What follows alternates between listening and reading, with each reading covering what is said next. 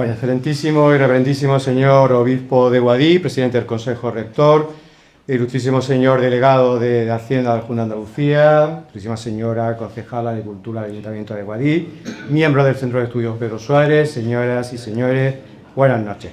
Es para mí un honor daros la bienvenida al acto de inauguración del curso académico 2025-2026.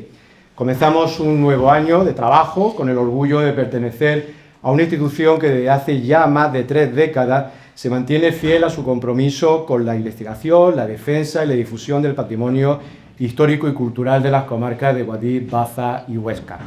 El curso que cerramos ha sido especialmente fructífero. Todas las actividades recogidas en la memoria académica redactada por nuestro secretario, Javier Bea, y demuestran que el Centro de Estudios goza de una extraordinaria vitalidad y solvencia económica, gracias también a la meticulosa gestión de nuestro tesorero Luis López Fraile. Hemos fortalecido nuestros vínculos con instituciones como la Universidad de Granada, la UNED, la Diputación Provincial, la Mancomunidad de Municipios de la comarca de Guadix, el Grupo de Desarrollo de la Rural de la comarca de Guadix, la Consejería de Cultura de la Junta de Andalucía o la Fundación Pintor Julio Visconti, que gentilmente nos vuelve a acoger esta tarde y en la que quiero también hacer una breve mención a su fundador, del cual, Julio Visconti, del cual hoy precisamente se cumplen 4 años de su fallecimiento, y gracias a su generosidad esta fundación hoy es una realidad y un foro de cultura en la ciudad y la comarca de Guadix. Hemos fortalecido además, de manera especial, nuestro agradecimiento al Obispado de Guadix, siempre atento, siempre partícipe y solícito a nuestras solicitudes, al Ayuntamiento de Guadix, en especial al área de cultura, por atender y respaldar los proyectos que siempre le proponemos. Esta confianza ha hecho posible que el Centro de Estudios cuente hoy con un nuevo espacio en la Cañada de los Perales para sede de nuestra biblioteca especializada y fondo documental.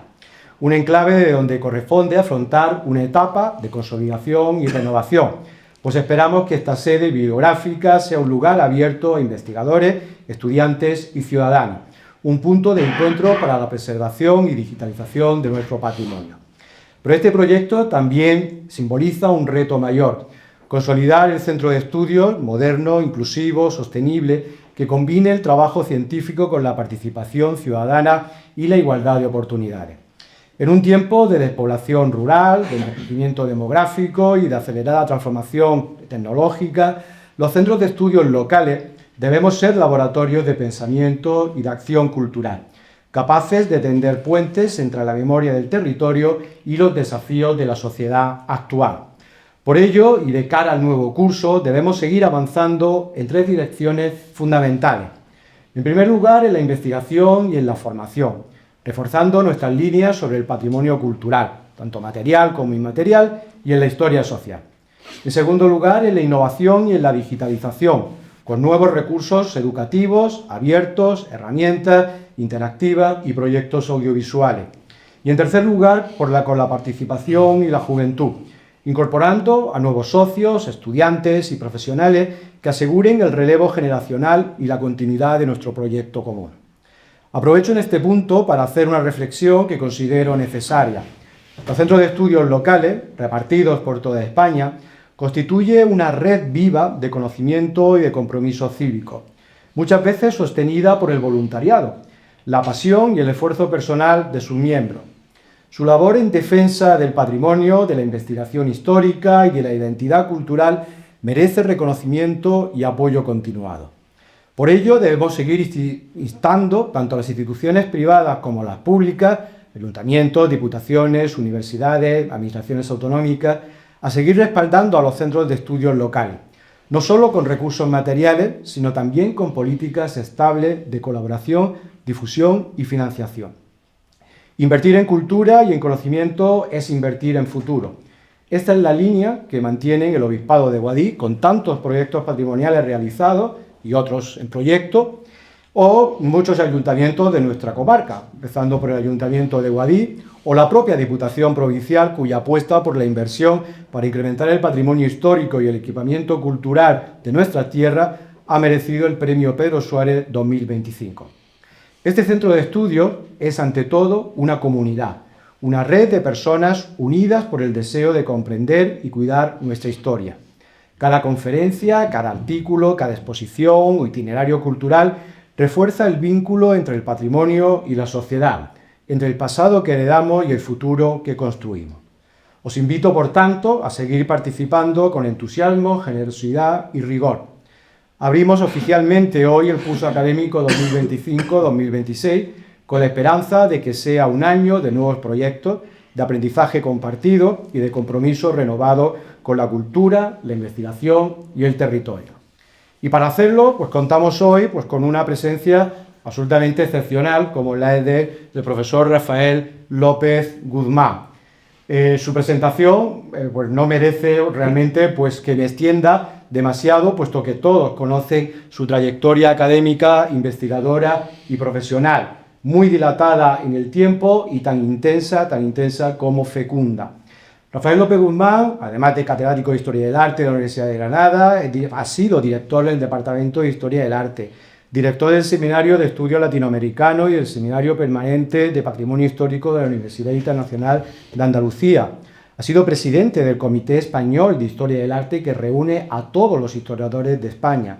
Es correspondiente de la Real Academia de Bellas Artes de San Fernando y de la Academia de la Historia de Cartagena de Indias, en Colombia.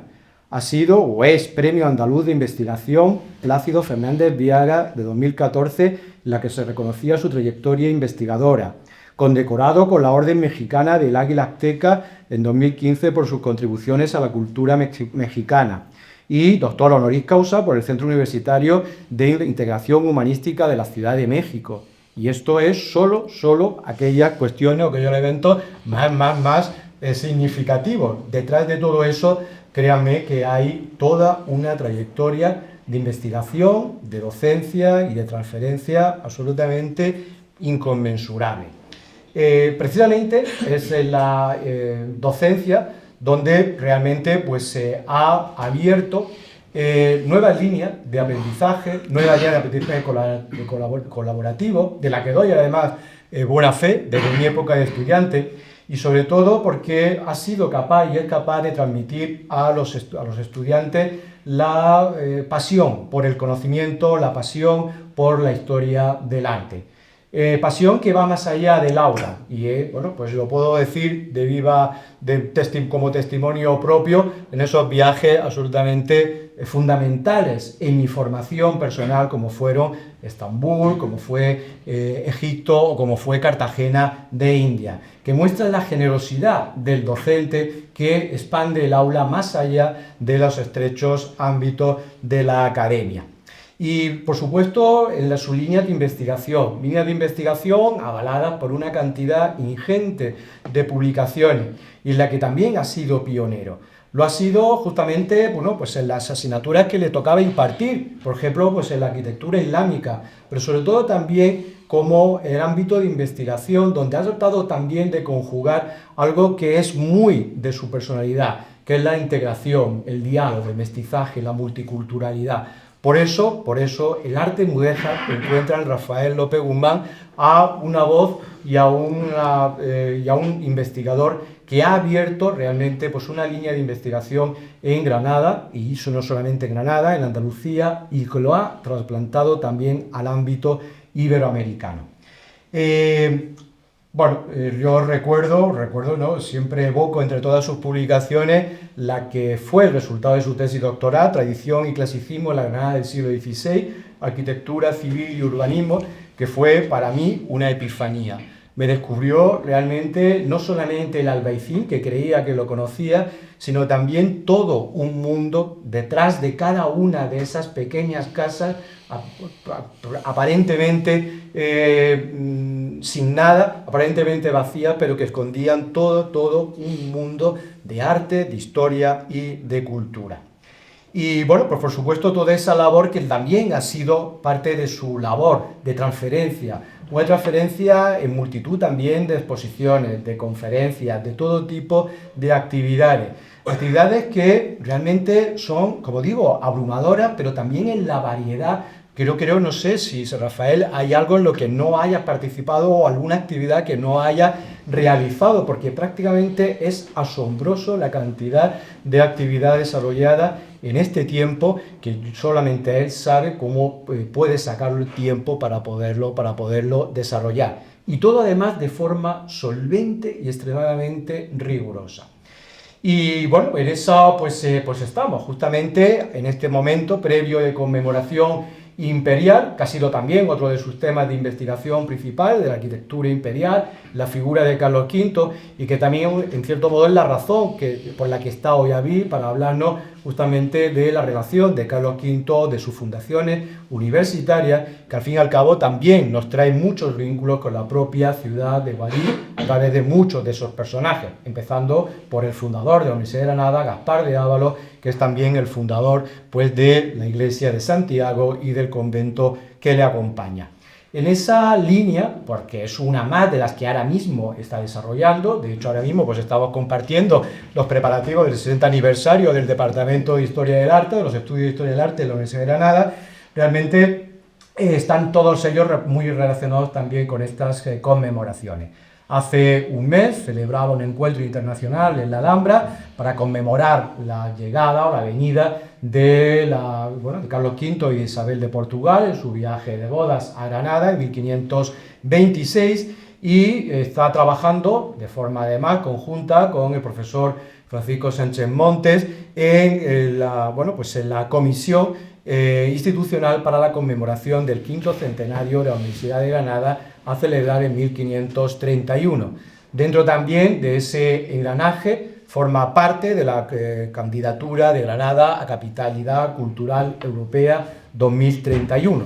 Evidentemente, lo que también pues, viene a avalar es la presencia y la importancia de la historia del arte y sobre todo de la memoria dentro de esa conmemoración y, por supuesto, de la universidad.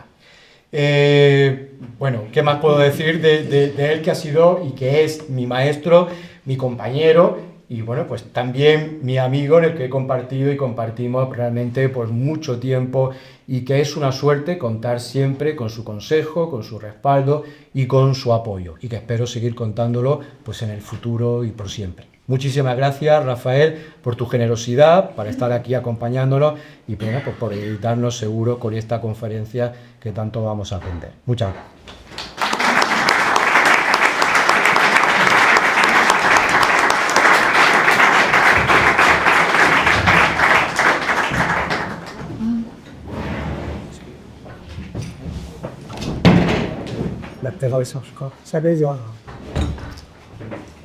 Se ha desenchufado.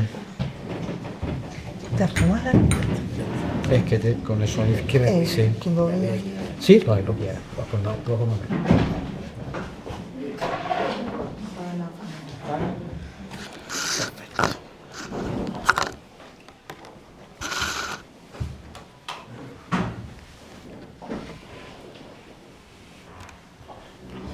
Bueno, muchísimas gracias, José Manuel, por tus palabras. Son excesivas. Quizá ha pasado, pero varios pueblos. Pero para mí, desde luego, es un honor participar en esta apertura de curso del Centro de Estudios Pedro Suárez. Se lo debía. Hace ya muchos años me invitó a hacerlo, pero justo tenía un viaje a México y no pude responder a su invitación. Y bueno, un centro que hace una labor maravillosa. Ya se han comentado aquí las actividades de este año, pero que yo lo sigo, me llega el boletín, con lo cual estoy al día de lo que se está haciendo, de ese grupo de investigadores además que reúne a lo que era el antiguo corregimiento de Guadix y la diócesis Guadix-Baza desde el año 1988, en el que ya lleva una trayectoria bastante larga. Mi agradecimiento, por tanto, también al excelentísimo y reverendísimo obispo gitano, don Francisco Jesús Orozco Mengíbar, así como al presidente, a mi querido amigo José Manuel Rodríguez Domínguez, por haberme invitado. Y la razón de esta conferencia se debe a que precisamente el año que viene vamos a celebrar el 500 aniversario de la venida de la emperatriz Isabel de Portugal y de Carlos V a Granada, que llegaron un 4 de julio del año 1526, alargándose su estancia en Granada hasta el 10 de diciembre de 1526. Bueno, 6 meses y 6 días es el espacio de tiempo mayor que el emperador estuvo en un lugar. a lo largo de su vida, que fue una vida itinerante, si exceptuamos Juste, luego va a morir. Hubo ciudades donde estuvo distintas veces y sumando los días, pues serían un al día. Pero digamos, la estancia más larga, aparte de Juste, donde muere, va a ser precisamente la ciudad de Granada. Y esto va a ser un revulsivo para Granada en ese momento. El hecho de hablar de este tema también tiene que ver un poco con este personaje que ya se ha citado aquí, que es don Gaspar de Ávalos, un gitano, aunque no se sabe exactamente dónde nace, pero que va a ser obispo de Guadix entre el año 1524 y 1528. Una persona formada, primero discípulo de Hernando de Talavera, el primer arzobispo de Granada, que va a estudiar en París, en Salamanca, el Colegio de Santa Cruz de Valladolid, se va a doctorar en Salamanca y que precisamente en el año 1524 va a acceder a la sede aquitana como obispo de Guadix.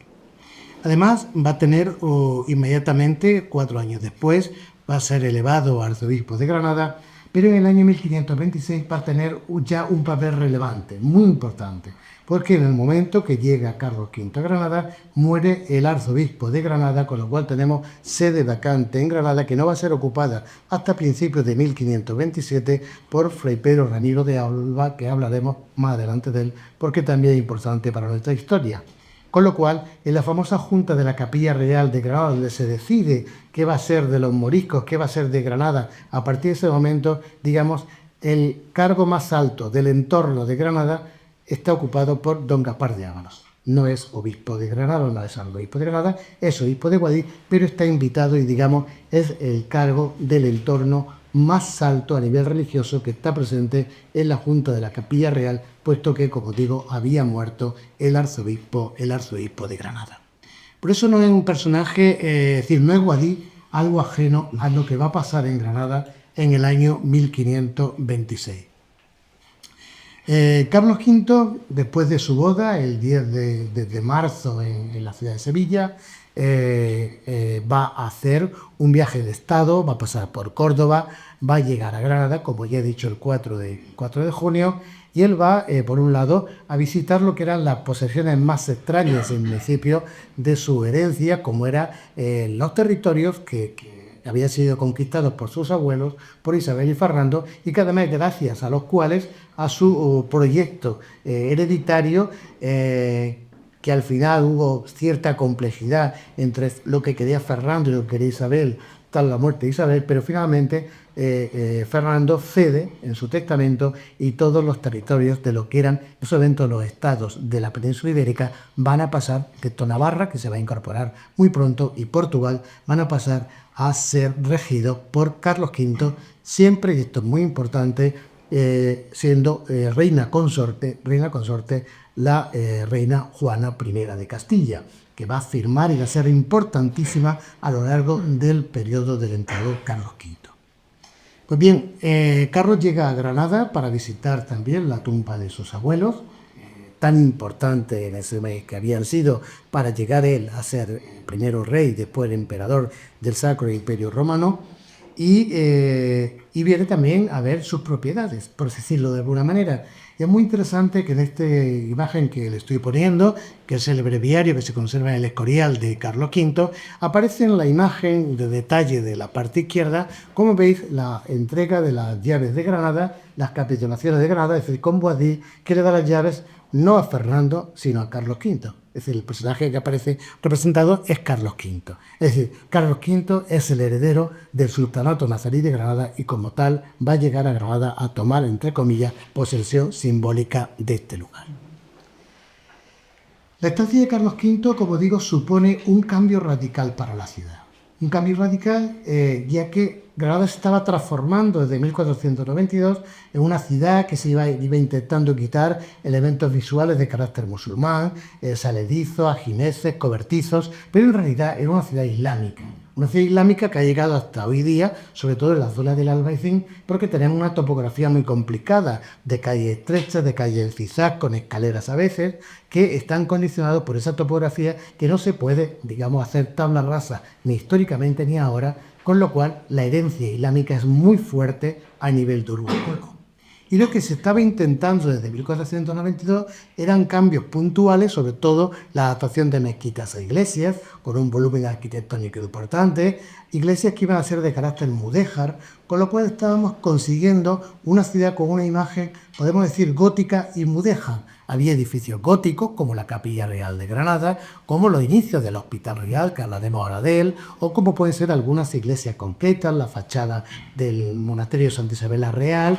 Se había iniciado en gótico también la iglesia de San Jerónimo, pero realmente la imagen de la ciudad era una imagen sobre todo mudéjar, una imagen mudéjar castellana, que era la idea, cambiar por una ciudad castellana, pero el cambio radical se produce con Carlos V en 1526, donde se toman decisiones fundamentales para la ciudad, como van a ver a continuación, creando lo que llamamos el paradigma renacentismo.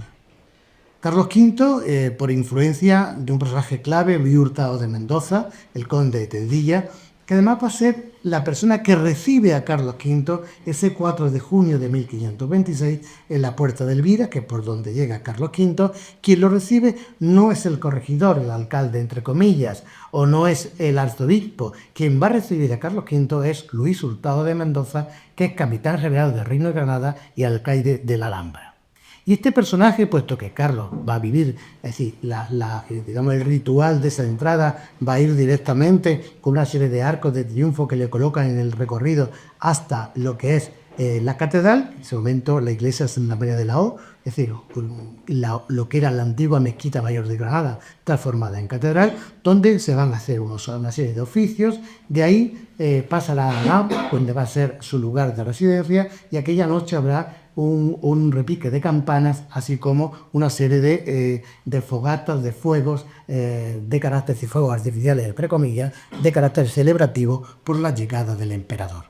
Carlos se sitúa en la Alhambra como su lugar de estadía, también la emperatriz, hasta que unos meses después va a bajarse a vivir al monasterio de San Jerónimo. No por los terremotos, como se suele decir, sino porque se ve quedado embarazada, que ese día Felipe II, del monarca hereditario de Carlos V, y para que estuviera más tranquilo y tal, deciden su traslado al monasterio de San Jerónimo.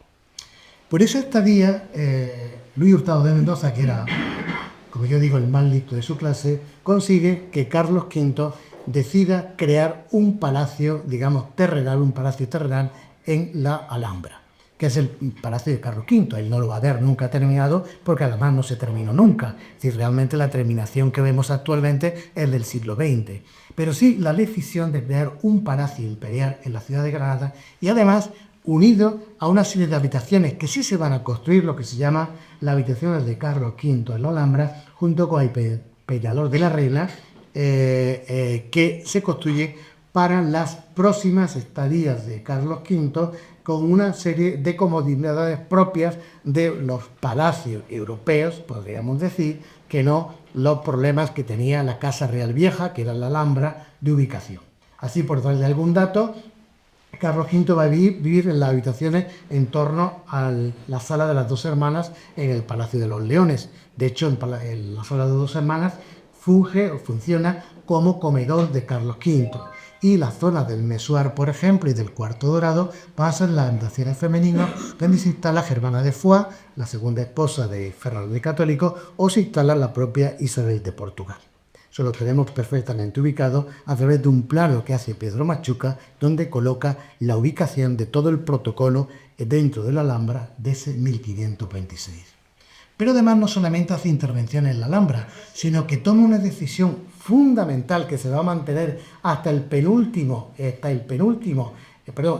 todavía en el penúltimo testamento aparece, en el último testamento cambia el lugar de enterramiento. Él quería enterrarse en Granada. Y además decide, puesto que no le gusta la Capilla Real donde están sus abuelos enterrados, decide que hay que cambiar el proyecto de la catedral, que se estaba iniciando en ese momento por Enrique Egas, un proyecto gótico, cambiarlo a un proyecto renacentista donde la capilla mayor funcione como capilla funeraria de la familia imperial. De hecho, hay elementos que nos pueden corroborar lo que estoy diciendo. Por ejemplo, María de Portugal, la primera esposa de Felipe II, que muere, si no mal recuerdo, en 1543 o 45, viene y se entierra en la Capilla Real de Granada. Los hermanos, dos hermanos, Fernando y Juan, que mueren de preditos de Carlos V, se entierran en la Capilla Real de Granada. Y no va a ser hasta 1574, cuando Felipe II ya tiene el Panteón del Escorial funcionando, cuando se lleva a su primera esposa y se lleva a sus dos tíos, a Fernando y Juan de Granada. Es decir, que la idea de que iba a ser el Panteón de la familia de los Autes en Granada se corrobora precisamente con las cuestiones que estoy planteando. Es decir, si Felipe II ya hubiera pensado que no quería saber nada de Granada, lógicamente no hubiera mandado el cadáver de su esposa de Granada a que compartiera pase funerario con sus abuelos, con sus bisabuelos ya, con los reyes católicos en la Capilla Real. Luego, es fundamental porque se diseña la primera catedral renacentista gracias a esa decisión de Carlos de enterrarse en la ciudad de Granada y en la catedral como Panteón Imperial.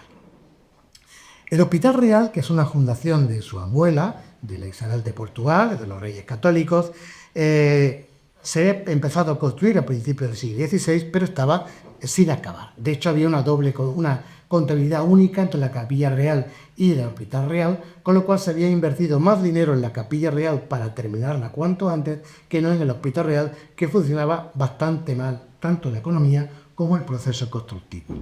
Pues bien, va a ser Carlos V quien inaugure en 1526, es decir, el que corta la cinta para empezar a funcionar el Hospital Real. Y no solamente comienza el Hospital Real a funcionar como un hospital general, sino que además es el momento con un concepto renacentista en que el Estado se hace cargo de temáticas como son la sanidad pública, la higiene pública, algo que hasta ese momento había estado en manos de los gremios, en manos de cofradías, de órdenes religiosas. Es decir, ahora es el Estado el que tiene que preocuparse por la sanidad pública con elementos como el Hospital Real de Granada, como el Hospital de Santiago de Compostela o como el Hospital de Santa Cruz de Toledo. Pero para nosotros lo importante es nuestro hospital, lógicamente, de Granada. Y además Carlos invierte, y de hecho los dos patios que se conservan, el patio de la Capilla y el patio de los Mármoles, los diseña o los financia ya Carlos V, y ahí aparece su heráldica. Incluso el caso del patio de la Capilla se hace precisamente conmemorando el éxito de la conquista de Túnez de Carlos V en 1525. Y en esa junta de la Capilla Real, donde Gaspar de Ábalos, que ya lo hemos comentado, tiene tanta importancia, funda la Universidad de Granada el 7 de diciembre de 1526. Ese estudio general que funda y que rápidamente va a ser encargado su construcción, la construcción de un edificio al arzobispo de ese momento, de lo que hablaremos un poquito más adelante, con un proyecto renacentista relacionado con Diego de Siloé, el mismo arquitecto que está trabajando en la Catedral de Granada ya en ese momento y del que también hablaremos un poquito más adelante. Ese proyecto de edificio actualmente en la Curia, pero se concibe como Universidad de Granada. Y además va a fundar la iglesia de San Matías, por una razón. El día 24 de febrero se celebraba en ese momento, ahora creo que es el 14 de marzo, se celebraba el día de San Matías, que era el día de su natalicio, es decir, el día que él había nacido. Pero además, un año antes, en 1525, había ganado la batalla de Pavía el mismo día de San Matías, con lo cual, como todos saben, agarró preso al rey francés, que después de estar preso en Madrid, va a salir, se va a ir con un tratado, el Tratado de Madrid de 1526, en enero de 1526, que en el momento que cruzó la frontera decidió no acatarlo el rey de Francia, lo que supuso problemas importantes para el espejo. Y funda la iglesia de San Matías como idea de una iglesia conmemorativa tanto de sus victorias como de su natalicio del emperador. Y igualmente la otra gran institución que había en Granada en ese momento, que estaba desde 1505, que era la Chancillería de Granada. La Chancillería de Granada decide, Carlos V, que está en unas casas muy poco acordes con la importancia del tribunal, y decide el cambio a la que había sido la vivienda del patriarca de las Indias, el arzobispo de Granada, Antonio de Rojas Manrique, que en 1524 había cesado y que por tanto estaban libres Ese es el conato, el origen de lo que va a ser el edificio de la Chancillería que todos conocemos, con un patio diseñado también en relación con las obras de Siloé y una fachada que terminará tipo de castillo ya en la segunda mitad del siglo XVI. Es decir, que si analizamos todo esto, vemos que hay intervenciones institucionales, intervenciones religiosas, y además, detrás de esas fundaciones hay personas. Hay personas, como el caso de, ya lo hemos nombrado, de la situación que se produce de muerte del arzobispo, de Pedro de Portocarrero, que muere en 1526, sede vacante, y ahí nos vamos a encontrar con una situación muy importante, y es que si hemos hablado del alambre del rey Hurtado de Mendoza, ahora tenemos que hablar de María de Manrique, que es la duquesa de César. La duquesa de César está en ese momento construyendo la iglesia de San Jerónimo para panteón del gran capitán y de su familia. Y vive en el monasterio de San Jerónimo, lugar donde va a irse a vivir la emperatriz Isabel de Portugal. ¿Y quién es el prior del monasterio en ese momento? Fray Pedro Ramiro de Alba, el que va a ser automáticamente elegido en enero de 1527 como nuevo arzobispo de Granada. ¿Y qué está haciendo doña María Manrique precisamente en San Jerónimo? Cambiando el proyecto gótico y creando, con artistas italianos como Jacobo Florentino, un proyecto de panteón renacentista como los grandes príncipes, como los grandes aristócratas del Renacimiento italiano. Los Medici, no se puede usar ningún otro nombre. Los Sforza, por ejemplo, en Milán, es decir, lo que están haciendo en Italia como recuperación de la antigüedad.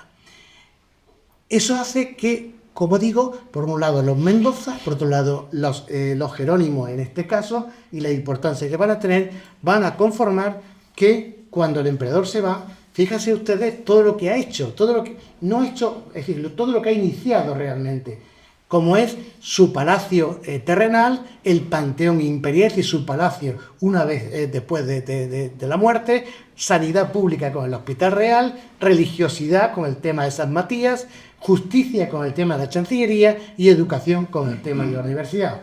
Es decir, sería un programa de gobierno para un gobierno actual, perfectamente, es decir, educación, sanidad pública, representación, etcétera, etcétera. Es decir, que estamos viendo que aunque esto no lo dio el emperador, es Carlos V quien pone las bases que convierten a Granada en una ciudad renacentista. Y bien, y lo que a nosotros nos interesa es la universidad. Es la universidad que funda, como ya hemos comentado, en diciembre de 1526. Pero Carlos V se sitúa ahí, no solamente tenemos que ver Granada, en un momento en que está cambiando el concepto de educación superior en relación también con lo que es el Estado absoluto. Durante la época medieval, las universidades habían sido sobre todo lugar de formación para los altos jerarcas de la Iglesia Católica. Es decir, es donde se habían formado los obispos, se habían formado los grandes regentes, priores de la orden religiosa, es decir, donde, digamos, se había situado el alto clero, tenía una formación fundamentalmente universitaria.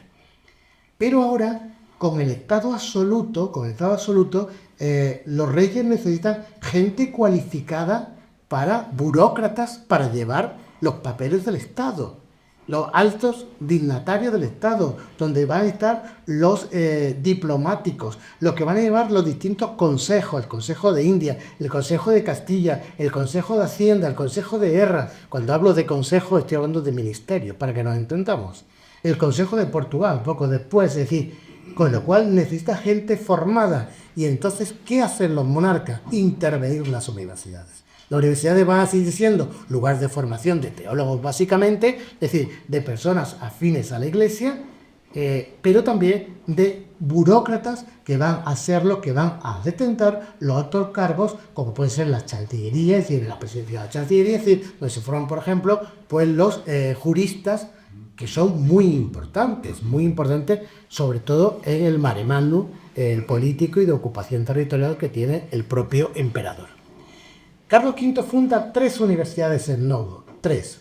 La Universidad de Granada, ya lo hemos dicho, en 1526, el 7 de diciembre. En 1551 funda, el 12 de mayo, la de San Marcos de Lima, porque claro, el tema está ampliado territorios por América y muchos. Y el mismo 1551, el 21 de septiembre, funda la Real y Pontificia Universidad de México. Son las 3 grandes universidades que se fundan. Ahora hablaremos de los escudos un poquito si quieres, pero si ven los 3 escudos, ven que en los 3 escudos universitarios se mantiene lo que son las heráldicas del emperador, es decir, la imagen visual del emperador.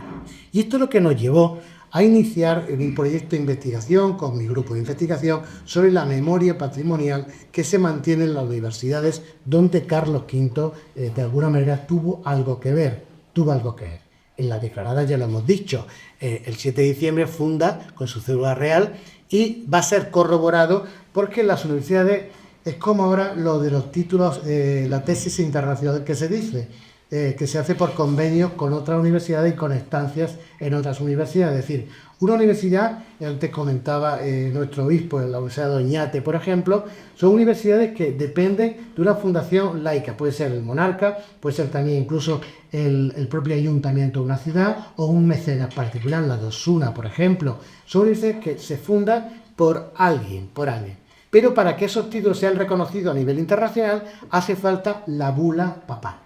Con lo cual, una gran universidad tiene que tener 2 documentos. La cédula real del monarca de ese lugar y, en segundo lugar, la bula papal que refrenda y además que da una serie de prerrogativas a los universitarios de esa universidad.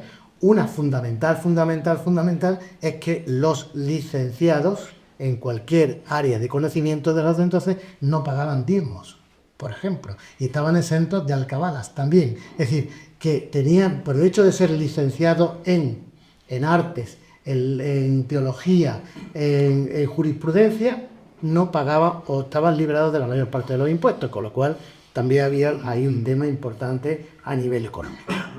Bien, como digo, Carlos V y Clemente VII son los 2 avales que refrendan la Universidad de Granada, que ya hemos comentado. Una universidad que se inicia, lo he dicho, que en 1528 Fray Pedro Ramiro de Alba muere, el que había sido del monasterio de San Jerónimo, es el que inicia la universidad. Primero el emperador quiere que esté fuera de la ciudad para que los estudiantes no se disloquen con el ruido de la propia ciudad, pero el arzobispo dice, no, yo la quiero allí al lado de la catedral. Y entonces les dice que no, el rey, y finalmente llegan al siguiente acuerdo. La universidad inicialmente por el funcionamiento, el rey Carlos V aporta 200.000 ducados, pero hacía falta 1,5 millones. Con lo cual el arzobispo dice, vale, yo pongo lo que falta, hasta 1,5 millones, pero me la quedo yo en la plaza de las Pasiegas, que es donde se quiere la universidad, con una condición, que no tenga ventanas a la plaza de Virrambla, para que los estudiantes no se dejen llevar por los ruidos del comercio propio del mercado que había en la plaza de Virrambla. Con lo cual, este edificio, como digo, empieza a construirse en 1530, cuando ya tenemos, ¿a quién tenemos de arzobispo? A Gaspar de Ávalos.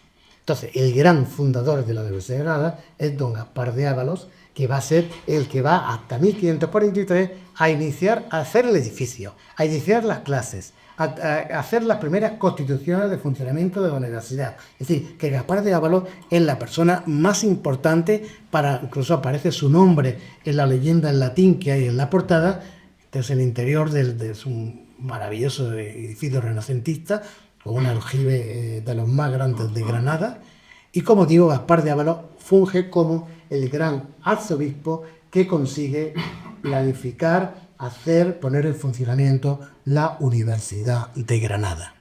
Es más, cuando hay un tema a modo de curiosidad, cuando se va a Santiago, tiene un débito a la universidad muy, muy alto, eso de justificar los remanentes de esta historia, que todos conocen la legislación estatal, y entonces le escribe a Carlos diciéndole, mira, tú me dijiste que yo pagara esto, tú me dijiste cómo justifico todo eso, y dice, no te preocupes, y le hace una regada cédula diciendo que queda exento de cualquier responsabilidad, que todo ha sido por decisión del emperador. Y ahí se ha acabado la justificación hacienda del dinero tío Gaspar de Ávalos.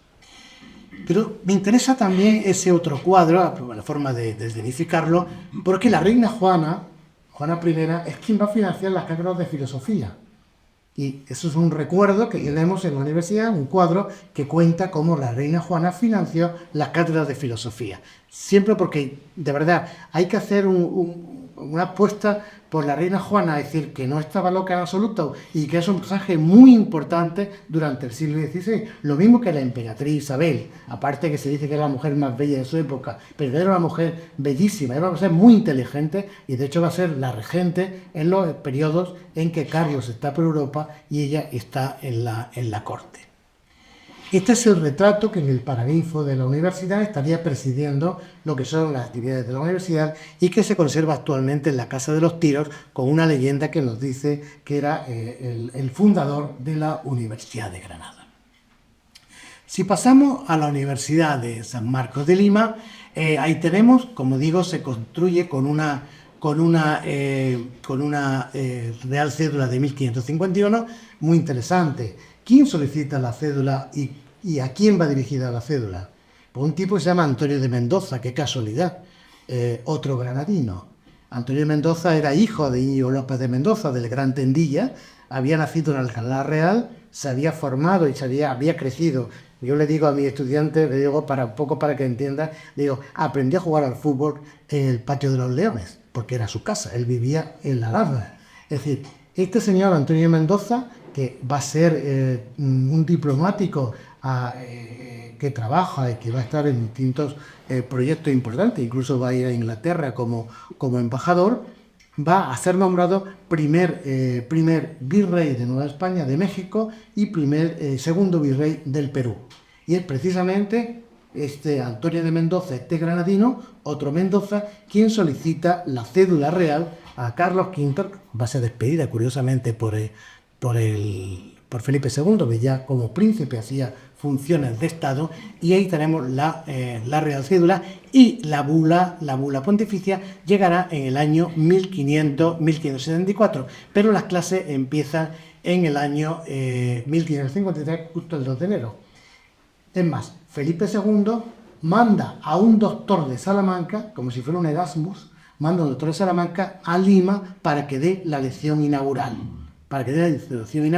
Y le manda, parece ser, esta campanilla de plata, que es la que rige los tiempos en las reuniones del Consejo de Gobierno de la Universidad, en este caso de Lima, y es el objeto más antiguo que se conserva, fechado en 1550, que se conserva en el patrimonio de Lima. Lima no tiene la suerte de tener un edificio como nosotros desde su fundación. De hecho, las primeras clases se hacen en el convento de Santo Domingo. Es más, la primera patrona va a ser la Virgen del Rosario, y si ven en ese escudo, que es el primer escudo, aparece en la parte izquierda la Virgen del Rosario. Después el virrey intenta quitarle poder a los dominicos, la cambia en la iglesia de San Marcelo, que hoy día está muy transformada, y va a ser el virrey Francisco de Toledo en 1575 quien organiza definitivamente la universidad, creando un colegio real que va a estar regido también por el propio rector de la universidad, colegio que se conserva actualmente. Él va a dar las primeras ordenanzas de funcionamiento de la universidad, y lo que es más interesante, como digo, ese colegio lo hace para tener alumnos internos, sobre todo criollos de la zona del Cusco y de la zona del interior del Perú. Y hay otro tema muy interesante, que en ese momento de constitución de las ordenanzas se decide por sorteo entre los 4 evangelistas la dedicación de la universidad, y sale San Marcos. Después se ha dicho San Juan, San Mateo o San Lucas, pues salió San Marcos. Y otro tema interesante, para que veáis un poco la labor de España en América, a veces tan criticada. Francisco de Toledo crea una cátedra de quechua, de la lengua indígena más importante del Perú, que se va a mantener, creo que hasta 1778. Es más, incluso el arzobispo de Lima examinaba de quechua a los párrocos de las zonas del Cusco, del Titicaca, donde la mayor parte de la población solamente hablaba quechua, y examinaba a los párrocos de quechua y le bajaba el sueldo a aquellos que no hablaban quechua con solvencia. Bien, Esta universidad finalmente, igual que pasó en Granada, que en el siglo XVIII, cuando se expulsan los jesuitas de los reinos de España, pasa a la Universidad de la Curia a lo que es la Facultad de Derecho actualmente, que era el Colegio de San Pablo de los Jesuitas, pues igualmente en Lima, en el siglo XVIII, va a pasar a lo que era el Colegio de los Jesuitas, que actualmente se conoce como la Casona de San Marcos, que es el edificio más antiguo que se conserva también de esta universidad. Esta universidad mantiene la memoria de Carlos V en su escudo, que estas son las constituciones, ahí lo tenéis a la derecha, veis que aparece San Marcos en la parte izquierda, en el cuartel izquierdo, y a la derecha aparecen las columnas de Plus Ultra, hay más, y arriba aparecen 3 coronas con una estrella, porque la ciudad de Lima se llama la ciudad de los 3 Reyes Magos de Lima, porque se fundó el día de la Epifanía. Entonces aparece en su escudo de las propiedades las 3 coronas que representaban a los reyes con la estrella que se supone que seguían para llegar a Belén. Y la memoria es tan fuerte, sobre todo a partir de 1951, en que celebró su 4º centenario de fundación, es la más antigua de América. Todos los años celebran, y he puesto ahí algunos carteles de conmemoraciones, se celebra el día del cumpleaños de la universidad con actividades culturales que plantean y que sacan la memoria de la fundación de cara a los estudiantes que hay en cada promoción dentro de esa universidad. La tercera universidad, la Universidad de México, se funda el 21 de septiembre, por unos meses es la segunda universidad de América con respecto a Lima. En 1951, la inauguración es en 1553, después vendrá la bula tiene también una historia que ahora os voy a contar, y se funda en una casa que está en la esquina frente a la catedral. Actualmente es un museo, que tienen ahí la fachada, se llama Museo UNAM hoy, que hay una placa conmemorativa del lugar donde tuvo la primera Universidad de México, pero rápidamente la traslada a un lugar que es la Plaza del Volador, junto al Palacio Virreinal. No sé si se ve aquí un poco es decir, sería este edificio, este es el Palacio Virreinal, esta es la Plaza Mayor, lo que es el Zócalo que le llaman, este sería la Catedral, aquí estaría el Palacio Arzobispal y esto es que no me funciona muy bien, este sería el Ayuntamiento. Tan importante es la universidad como institución que en este plano de Juan Gómez de Trasmonte creo que no se llega a ver, pero aquí aparecen estas letras, en este cuadradito, digamos que hay aquí a la parte inferior izquierda, ahí aparece, creo que es el F, aparece universidad. Es decir, que nos está diciendo la importancia institucional que tiene cuando aparece en el plano oficial, por decirlo de alguna manera, que se hace en 1628. Ese edificio desgraciadamente ha desaparecido. Nos queda alguna imagen del 19, porque en un momento determinado esta escultura de Carlos IV, el caballito que se llama popularmente, en los momentos de independencia de México, estaba en el Zócalo, en la Plaza Mayor, decidieron llevárselo de forma prudente para que no se destruyera y lo metieron en el patio de la universidad, con lo cual tenemos esa foto antigua donde aparece la universidad con el caballito, hay algún dibujo también. Actualmente está frente al Palacio de Minería, delante del Museo de Bellas Artes. Hoy día es una escultura reconocida y nada agresiva para el punto de vista del horizonte cultural mexicano. Por ejemplo, en este plano de 1637, pero de Arrieta, aparece ahí representada la universidad, y lo veis con sus letras, y también lo tenemos, por ejemplo, en este cuadro del círculo de Juan Patricio Morlete del siglo XVIII. El edificio este de la izquierda es la universidad. Tenía 2 fachadas barroca de época de Carlos III, pero esto se va a destruir. Primero fue conservatorio de música, y en la parte superior ya con un concepto le habían quitado la portada barroca, y hoy día se conserva esa portada que ven a la izquierda con el detalle del escudo real, que es una de las portadas del Colegio de San Ildefonso. Es una lactilosis, se la han llevado de su lugar, que es la estado del Paraninfo, y está en el edificio del Colegio de San Ildefonso. Pero fijaros si es importante, fijaros que se funda en 1553, empieza a funcionar.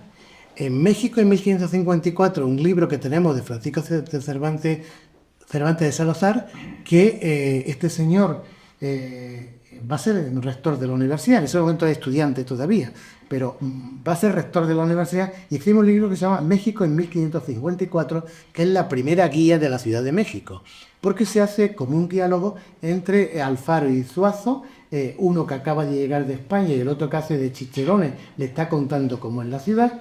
Y curiosamente Alfaro, que es el que llega de España, le pregunta en este libro, dice, porque el sistema es pregunta-respuesta, uno va preguntando y el otro le va contando lo que es cada edificio, lo que es cada calle, etcétera, etcétera. Y dice, ¿qué es aquella casa última junto a la plaza, adornada en ambos pisos por el lado del poniente, con tantas y tan grandes ventanas, y de las que oigo salir voces como de gente que grita?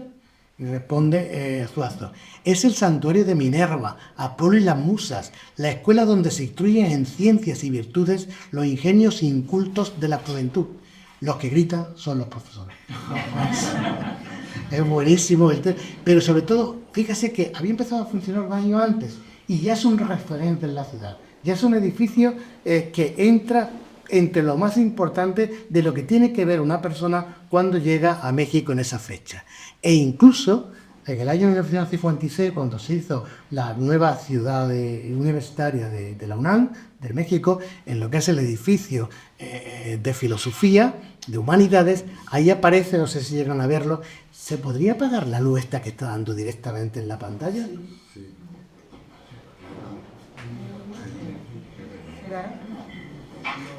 Este lateral está dedicado a las ciencias clásicas, también a la catequización, y aquí aparece el escudo imperial, no sé si llegan a verlo, aquí está el escudo imperial, aquí ven las dos, el águila bicéfala, aquí está el escudo imperial, como la idea de Carlos V, que es cuando se conquista México, vamos a ver, entre 1519 y 1521, cuando Hernán Cortés conquistó la ciudad de Tenochtitlan, lo que era la estructura de estado de los mexicas o aztecas. Me he equivocado de decir conquistó México, México no existía eso. Lo que era el imperio mexica o azteca, que es lo que él va a acabar, no con que actualmente entendemos como México. Pero no solamente, y volviendo a España, va a fundar universidades, sino también va a intervenir las universidades que ya están funcionando. Es el caso de Salamanca, donde aparece tanto en las escuelas mayores como en las escuelas menores la heráldica imperial. Es más, Carlos V fue alumno por un día, estudiante por un día, en el año 1534. Estuvo en Salamanca y fue estudiante. Supongo que no se sentaría como ustedes en una silla, en un banquito, sino le pondría algún tipo de trono, pero asistió a todas las clases que hubo aquel día. Asistió a una tesis doctoral. Visitó la biblioteca, es decir, hizo la vida de estudiante. Incluso entre los profesores que participan se va a defender, por ejemplo, la legitimidad o no legitimidad de la conquista de América. E incluso en ese momento estaba fraguando a nivel de investigación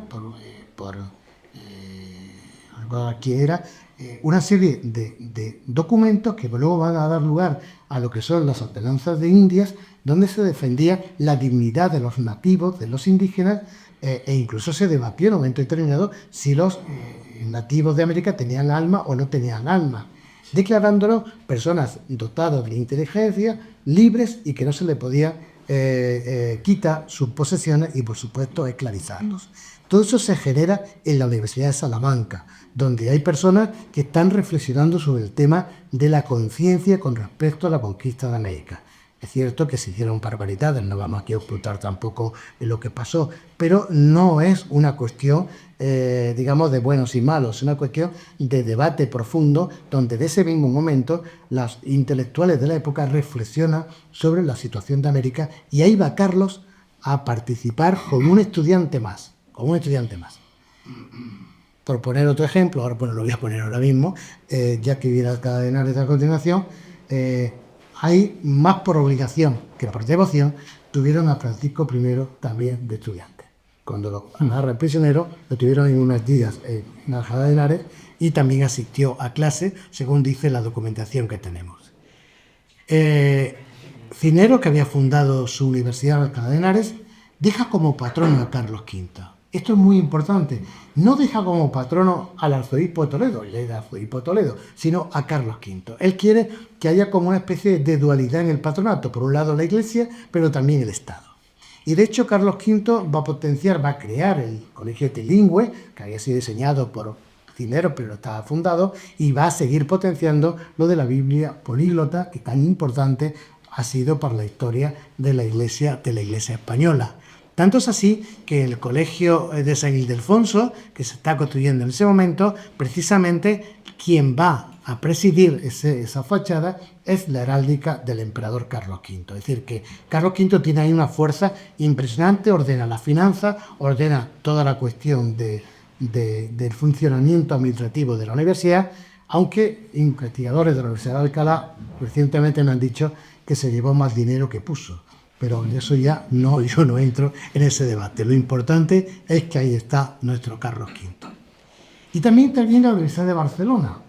La Universidad de Barcelona, que era de origen medieval, pero realmente cuando adquiere categoría de universidad, va a ser ahora en la época de Carlos V, y él va a financiar la construcción de la universidad.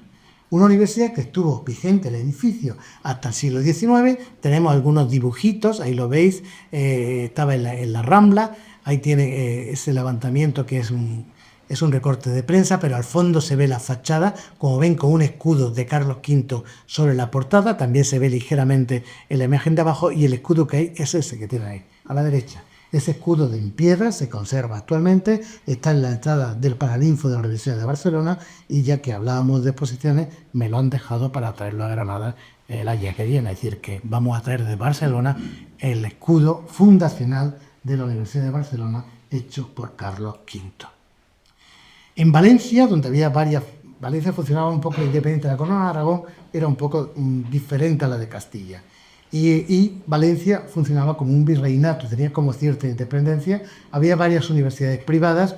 Las universidades privadas en ese momento son más baratas y otorgan títulos con más facilidad. Entonces interviene Carlos V a petición de la propia Universidad de Valencia para que se decida, lo que decide Carlos V por la cédula, que solamente sean válidos en el Reino de Valencia los títulos expedidos por la Universidad de Valencia. Y tanto es así que se conserva ese magnífico retrato de Carlos V junto con Felipe II, Carlos III, es decir, los monarcas que han financiado o que han hecho elementos positivos para el funcionamiento de la universidad. Y no voy a hablar de todas las universidades. Tenemos, por ejemplo, podría hablar de las universidades alemanas con el tema del luteranismo, porque ahí hay un lío gordo, porque claro, esas universidades requieren la Real Cédula del emperador, pero claro, no necesitan la bula papal, con lo cual hay un tema ahí muy complicado de legitimidad de esas universidades en el siglo XVI. Pero voy a terminar con Zaragoza. Zaragoza ya era universidad desde el siglo XII, incluso tiene distintos documentos que le elevan al rango de universidad en distintos momentos. Por ejemplo, en 1476, Juan II ratifica en 1477 la fundación. Ese es el escudo de la universidad, donde aparece el San Pedro, es decir, el Papa, que es el que refrenda, como hemos dicho anteriormente, las universidades, con el escudo de Aragón, el de la derecha, y el escudo de la ciudad de Zaragoza. Es decir, un escudo, como ven, muy medieval, acorde con el origen de esa fundación. Pues curiosamente, en el año 2010, la Universidad de Zaragoza, sin pedírselo a nadie, cambian el logotipo y, partiendo de lo que es el Paraninfo actual, que fuera la Facultad de Medicina y Ciencias, realizada a finales del siglo XIX por el arquitecto Ricardo Magdaleno, que es el boceto de la fachada. Es una fachada clasicista, pero con elementos neomudéjares, con cerámica, con ladrillo y tal. Se hace este logotipo que vemos abajo, el logotipo que es el esquema de la fachada, y se le coloca debajo 1542. Es decir, que reconoce indirectamente la fundación de Carlos. Es más, se dice en la normativa que se deriva de ese 2010, cuando se autoriza este logotipo, se dice que a partir de ese momento se utiliza este logotipo como el logotipo de la universidad, con la fecha 1542, y el anterior para las cosas, digamos, de protocolo importantes. Pero sin reconocimiento real, están reconociendo que Zaragoza es una fundación de Carlos V. Y de hecho, conserva un magnífico cuadro que tenemos ahí en pantalla, que es un cuadro con un texto en latín que traducido dice: Invictísimo Carlos V, emperador de los romanos, rey de las Hispanias, el que más ha engrandecido esta universidad.